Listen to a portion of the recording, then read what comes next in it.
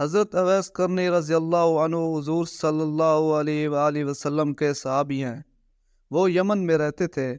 آپ صلی اللہ علیہ وآلہ وسلم سے بہت محبت تھی اور آپ سے ملنے کی بڑی خواہش تھی، مگر آپ کا دیدار نصیب نہ ہو سکا کیونکہ حضرت اویس کرنی رضی اللہ عنہ اپنی والدہ کی خدمت میں مصروف رہتے تھے۔ آپ صلی اللہ علیہ وآلہ وسلم فرماتے کہ مجھے یمن سے میرے دوست کی خوشبو آ رہی ہے۔ صحابہ کرام رضوان اللہ علیہم اجمعین نے کہا، یا رسول اللہ، وہ کیسا دوست ہے جو ملنے ہی نہیں آتا؟ آپ نے فرمایا، اویس ہر وقت اپنی ماں کی خدمت میں مصروف رہتا ہے۔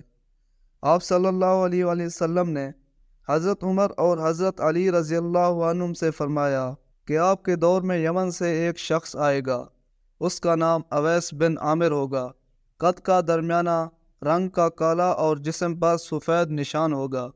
جب آپ ان سے ملیں تو ان سے اپنے لیے دعا کرانا، کیونکہ اس نے اپنی والدہ کی خدمت کر کے اس طرح درجہ پایا ہے کہ اللہ تعالیٰ اس کی کسی دعا کو رد نہیں فرماتا۔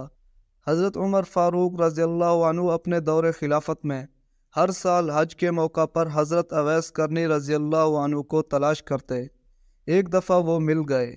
حضرت علی رضی اللہ عنہ نے کہا کہ یہ خلیفہ عمر بن خطاب ہیں اور میں علی بن ابی طالب ہوں، آپ ہمارے لیے دعا کریں۔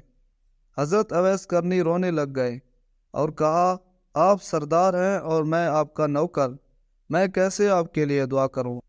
حضرت عمر نے فرمایا، اللہ کے نبی صلی اللہ علیہ وآلہ وسلم کا حکم ہے کہ جب اویس آئے تو اس سے دعا کرانا۔ پھر حضرت اویس کرنی رضی اللہ عنہ نے دعا فرمائی۔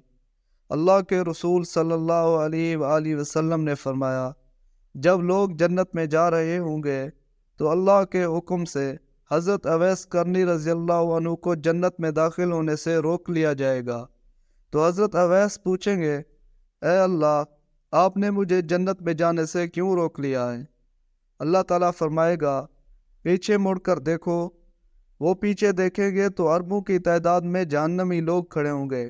اللہ تعالیٰ فرمائے گا، اے اویس، آپ جس طرف بھی انگلی کرو گے سب کے سب لوگ بخش دیے جائیں گے۔ سبحان اللہ۔